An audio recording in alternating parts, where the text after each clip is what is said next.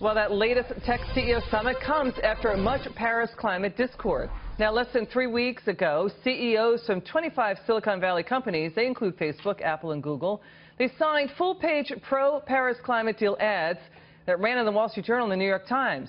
Some calling the president's move a, quote, catastrophe. Let's bring in former Arkansas Governor Mike Huckabee. Joins me now, Governor. We have another tech meeting and this other side stuff going on with Silicon Valley, unhappy with Trump. What are your thoughts? I think it's very significant that the president is willing to bring people who have trashed him, bring them right into the White House and seek their counsel on something that they're really good at. They may not be good at politics. They may not be good at understanding the role that the Paris climate deal would have played in really hurting the American economy and jobs, but they understand how to use technology in a good way. And I think it says much about him. I don't think he's given nearly the credit that he deserves for surrounding himself with people who are good at what they do regardless of their politics. A great example of it is here today. Yeah, he is trying to push it ahead. You know, we have another tech meeting amid endless hearings, investigations, leaks, speculation, calls for impeachment. I mean, your point is well taken that the president is trying to push ahead here. I saw one political cartoon that asked, what makes the Russians think they can do a better job undermining U.S. democracy than we can do on our own? Well, that's a great point to make. And clearly, there has been zero evidence. And even Democrats have to admit that there's no evidence that Donald Trump colluded with the Russians or that his campaign colluded with the Russians. There's not one scintilla of evidence that the Russians had anything to do with changing the mind of one single American voter. Therefore, the Russians didn't change the outcome of the election. That would have been serious. And it is serious if they even attempted to mess it up. Or hack. But what's more serious is that some people hack it. Yeah, but they didn't. They didn't hack. Well, there seems to be evidence that there was systems. hacking going on, right? Into the voting systems. There could be evidence of that. It appears that there was some attempt to hack.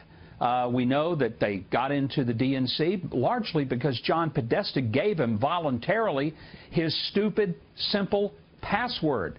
You can't really totally blame the Russians. My gosh, I'm not that technologically advanced. I could have hacked his computer given how simple it was. But the bigger picture comes to this. These are critics who are not interested in making the country better. They're interested in making the president less effective. And yet I watch him day after day, and I see the stock market going to record levels, and I see jobs created, and I see his efforts to get this young kid out of North Korea, who we just now learned has passed away. And, oh, my God, I wish he'd have been president a year ago and could have intervened. Those are the things that I just want people to say. The president has been pretty darn effective, and he needs to get credit for it. Okay, so staying on your point about Otto Warmbier, again, the family announcing that the student has passed away. Otto Warmbier was the American University of Virginia college student. He was detained in North Korea for 17 months. He has died. Now, he was returned to the United States suffering from what is called unresponsive wakefulness. Dr. Mark Siegel has called that a persistent vegetative state. Doctors said he suffered severe brain trauma with a lot of tissue loss in the brain. Governor, this is a horrific outcome.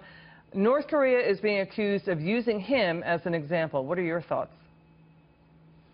Basically, North Korea murdered this kid. I'm glad at least when he died, he was home with his family and not at the hands of these butchers. But let me say, my goodness, I think all of our hearts go out to this dear family for what they're going through. And let's hope that maybe this personalizes the whole problem with North Korea in a way that makes us wake up and want to do something more than just condemn them and talk about how evil they are. If this young man's horrible death makes it real to all of us, how brutal this regime is, how totally recklessly irresponsible it is, and it causes us to finally do something significant to stop the kind of outrageous actions that eventually could touch all of us, then at least his death will not be in vain. Governor, let us hope and pray for that. I mean, the UN and so many human rights groups have said that North Korea has been guilty of so many atrocities against humanity. What did North Korea think they were going to accomplish with using Otto Warmbier as a message here to the United States? I think they may have awakened a sleeping giant. It may have been their most miscalculated error yet, far more so than firing pieces of technology up in the air, most of which exploded off the pad. But in this case, Americans have heart. There's one thing that, you know, it's one thing to see a rocket go off, and a lot of Americans think, gee, that could be aimed at us. But when they see a young man with his whole life in front of him murdered by these savages, that's when it starts making us all want to say enough, enough with these guys. And that's what I hope will happen. Governor, thank you so much. It's, again, a dreadful... Oh, you know, we have more for you. Sorry, Governor. We're going to switch gears. Sean Spicer's role is set to change. He will give up his current day-to-day role as press secretary. He's going to take on a more elevated position to oversee all White House communications, including the press office. Mr. Spicer's new title is still being decided. His new role will be a promotion, the White House is saying, to a position that is at the level of a deputy chief of staff. So does this mean your daughter gets a promotion to press secretary, Governor? Well, if I had anything to do with it, she would. Look, I think she's terrific. And I'm being very objective. I'm being just as objective as the New York Times and Washington Post are when they cover Donald Trump every day. But in all seriousness, I think she has done a magnificent job when she's been at the podium. I think she's smart. I think she's got the respect of the people in that room. And I think she's got the confidence of the president. So I don't know that that's in the works. I have no idea. I don't get to make that decision. But I'm telling you, if it were me making the decision, that's what would happen. You Governor, bet it would. you sure are looking like a proud papa a day after Father's Day there. You know, how could I not be? Of course. And, you know, but look, I think she's terrific, and I think it'd be a smart move on the part of the White House. Well, Governor, good to see you. Congratulations when the news comes out. Thank you. As we expected. Good to see you again. Thanks so much.